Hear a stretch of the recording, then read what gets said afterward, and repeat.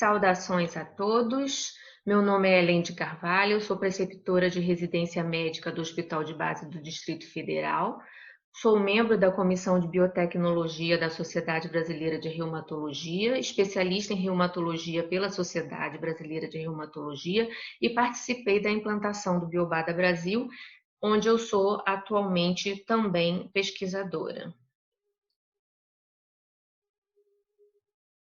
Nós hoje vamos falar sobre a minha experiência de uso de biosimilares, especificamente no Distrito Federal, e alguns casos clínicos também. Esses dados foram atualizados nesse mês de outubro.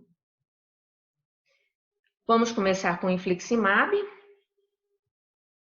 O infliximab eu prescrevo desde 2003, então desde que os pacientes preencham todos os critérios da PCDT para fazer uso da medicação, o Ministério da Saúde fornece a medicação, mas aqueles pacientes que não cumprem as determinações do PCDT, eles deveriam entrar com judicialização.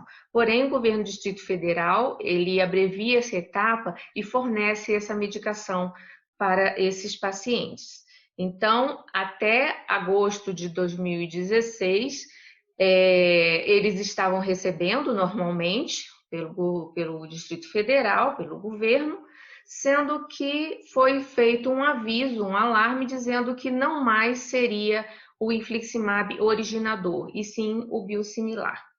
Então, aqueles pacientes que já estavam em falha de tratamento, eu substituí por outros, mas tinha um grupo que ficou sem nenhuma justificativa para eu trocar a medicação. Então, eles todos passaram para o biosimilar.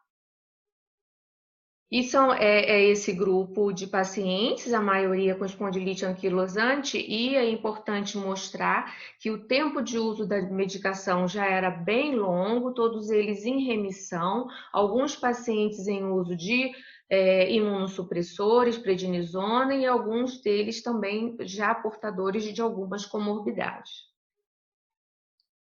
Então, de janeiro de 2017 até os dias atuais, como estão esses pacientes? Eles estão bem, não houve necessidade de interromper o biosimilar, porque eles mantiveram o estado de remissão e também não apresentaram nenhum evento adverso. Eu pensei alguns casos clínicos para mostrar a vocês como foi a história desses pacientes.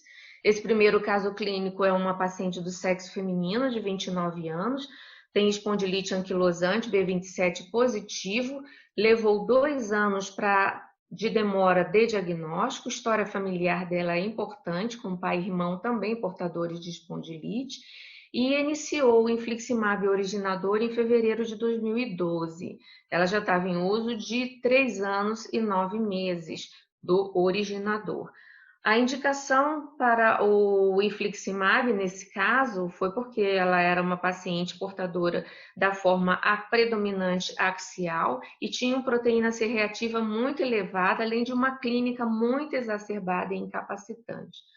Então, logo na segunda semana de uso do infliximab originador, o BASDAI dela, que não era tão alto, mas zerou, e o PCR, sim, era alto e zerou, e ela ficou clinicamente muito bem. Essa paciente casou, e engravidou em dezembro de 2015, e por própria decisão, ela não quis fazer, durante toda a gravidez, o uso do infliximab originador. Então, era uma paciente que estava em remissão, ela estava compensada, engravidou, desistiu da medicação, ela se negou a usar durante toda a gravidez, e quando o bebê nasceu em fevereiro e ela voltou, já estava sendo oferecido a ela o biosimilar, mas a resposta foi excelente, como se não tivesse feito essa interrupção de 9 meses, e ela conseguiu entrar em remissão novamente. O segundo caso é de um homem de 45 anos, uma espondilite anquilosante desde os 29 anos, também B27 positivo. Ele tinha uma clínica importante, já clássica, e foi feito o diagnóstico também após 2 anos de início de sintoma, já com alguma alteração na metrologia. Ele tinha um comprometimento radiológico com sacrileite bilateral grau 3. PPD reator forte. O originador do infliximab foi iniciado em maio de 2004. Ele já estava em uso de 12 anos e 3 meses desse originador, quando foi interrompido em agosto de 2016 por substituição automática, ou seja, nem o médico nem o paciente foram consultados para ter essa decisão. A decisão foi imposta pelo governo. Na linha do tempo, observamos que ele começou os seus sintomas no ano 2000. Nesse tempo, até 2004, ele passou a usar anti-inflamatórios, drogas modificadoras de doença, quando em 2004 foi indicado o originador infliximab. Foi feito isoniazida profilaticamente por causa do seu PPD forte reator. O paciente entrou em remissão até 2010, quando então teve flare. Foi feito o aumento da dose, ele sai dos critérios de PCDT e o governo do Distrito Federal passa a custear esse tratamento para ele. Ele novamente entra em remissão com reajuste da dose, quando então, em agosto de 2016, foi interrompido pelo governo. Então, até outubro ele ficou bem, mas em outubro de 2016 ele entrou em atividade importante de doença. E em fevereiro de 2017 veio então o biosimilar e ele entra novamente em remissão até os dias atuais. Então, observem que ele, com o originador, era um paciente que já mantinha o BASDAI zero, com VHS muito baixinho, por esses 12 anos de uso. Quando sem medicação, ele passou para o BASDAI com atividade de doença, indicando atividade de doença. O VAS dele, na escala analógica de atividade de doença, ele colocava como 70 milímetros, e o VHS aumentou muito para 136. Desde o início da primeira dose, ele já respondeu bem, com o BASDAI caiu para 1,8, o VHS foi progressivamente baixando até 5. E atualmente ele está muito bem. Em gráfico, podem ver que o paciente estava bem com o originador e nesse intervalo de agosto a fevereiro, com muita incapacidade física, o VHS visivelmente elevado, e a chegada do biosimilar, ele recupera até hoje o seu estado de remissão. Vamos agora então para a experiência com o etanercept originador para o biosimilar, que aconteceu no final do ano passado, entre setembro e outubro. Eu não tenho direito à data dessa mudança de cada um, porque se trata de um biológico subcutâneo. O infliximab era mais fácil, porque eu estava dentro da sala e via o que o paciente trazia. O biosimilar do etanercept não, já fica difícil porque o paciente leva a medicação para casa. Então, nas dúvidas que eu tive que fazer contato com a farmácia para ver se realmente o paciente estava em uso do biosimilar. Então, todos esses dados foram checados como verdadeiros. Esse é um grupo maior, são 18 pacientes que estavam em uso de etanercept originador quando foi feito a troca, também por substituição automática. Médico e paciente não foram consultados, isso foi em setembro e outubro de 2019. Era um grupo misto de espondilite, artrite reumatoide, artrite idiopática juvenil e artrite psoriásica. E com pacientes que já em remissão por uma longa data, eu coloquei assim em ordem cronológica, de mais para menos. Então, nós tínhamos pacientes com 14 anos em uso do originador em remissão, alguns em baixa atividade, outros em atividade de doença, outros em atividade também, mas a maioria em remissão. Esses pacientes que estavam em atividade com o originador, eu posso explicar, baixa atividade é aceitável. Em atividade, são 2 pacientes que tinham indicação de prótese, então, na hora de pesquisa do BASDAI, elas davam um valor muito alto para o item dor, então sempre mantinham, mas clinicamente elas aparentemente estavam bem.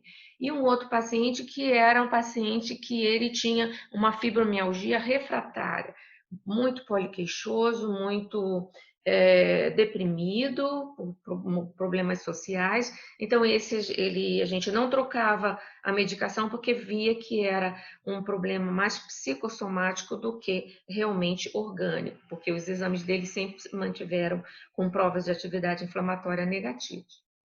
Então, a evolução desses pacientes, um dos pacientes que estava em remissão, ela passou a ter sintomas, o DAS28 aumentou e foi associado metrexate, uma dose baixa, e ela respondeu, mas ela não estava em uso prévio de metrexate.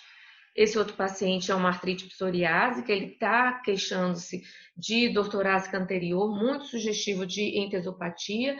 Houve elevação do ASDAS dele, já para elevada atividade de doença. Artrite psoriásica em remissão passou para baixa atividade. E esse outro paciente com espondilite anquilosante também ele está referindo uma artrite de mão direita e também com aumento do BASDAI. O que incomoda nesse grupo não é nem tanto esses pacientes entrando em atividade, mas pelos eventos adversos. Houve um paciente que apresentou bolhas em região axilar, bilateral, foi visto pela dermatologia e houve a hipótese diagnóstica de pênfigo bolhoso não confirmado por biópsia. Não há, no entanto, como afirmar que tenha sido pela medicação, já que o paciente pode ter um outro motivo de agravo. Mas essa paciente é uma artrite idiopática juvenil que estava em remissão há 11 anos e ela evoluiu com lúpus induzido por droga. Então, em relação a essa amostra, é importante observar que é um grupo pequeno de pacientes, é um estudo observacional, né, observado por mim, com uma média de idade de 52 anos, com os pacientes de 20 a 79 anos, 4 casos de artrite reumatoide, 10 de espondiloartrite, 2 de artrite psoriásica, 2 casos de artrite idiopática juvenil, em que 4 reativaram a doença e 2 tiveram eventos adversos. Eu vou desmembrar melhor esse caso dessa paciente que teve esse lúpus induzido por droga, é uma paciente do sexo feminino, 35 anos, e ela apresenta uma artrite idiopática juvenil desde os 6 anos de idade. A única comorbidade dela era a osteoporose. Então, ela estava em uso de etanercept originador desde 2008, o qual foi substituído no final do ano passado pelo etanercept biosimilar. Em janeiro de 2020, foi feito o diagnóstico de lúpus induzido por droga. Em março de 2020, a medicação foi suspensa e com regressão dos sintomas, o que sugere, né, mais ainda reforça a hipótese de que o que causou o lúpus induzido por droga foi o etanercept biosimilar, e isso até então não está descrito na literatura.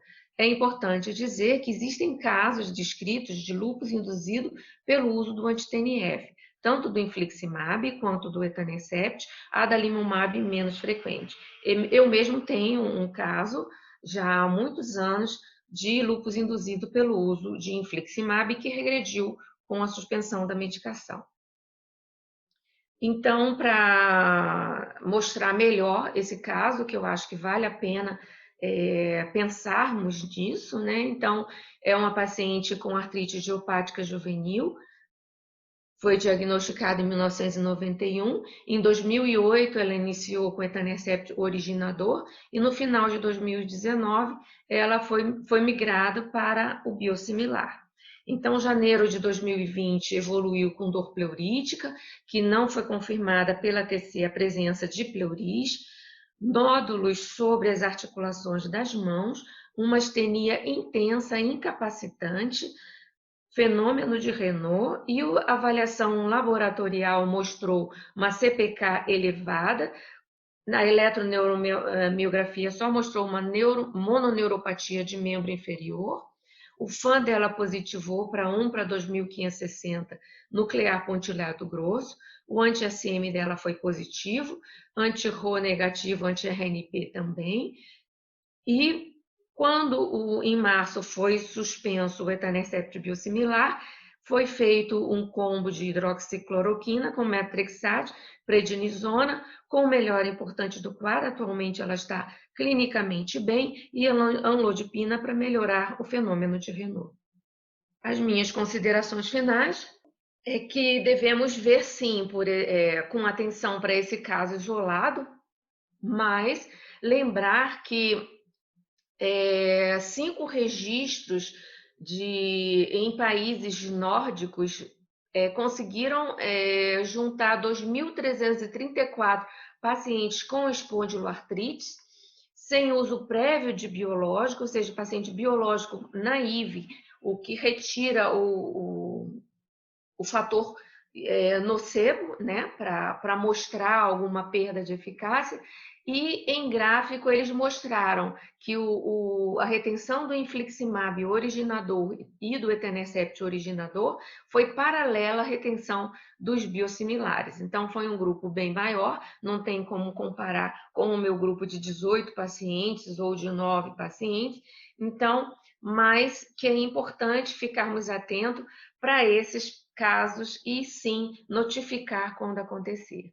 Então, em relação à Sociedade Brasileira de Reumatologia, reforça essa farmacovigilância que está nas nossas mãos no momento, já que os medicamentos já estão sendo distribuídos para nossos pacientes, e a notificação de evento adverso também pode ser feita através da Anvisa. É importante também notificar que a Sociedade Brasileira de Reumatologia é contra a substituição automática. Então, a indicação ou a substituição de um produto biológico originador pelo seu biosimilar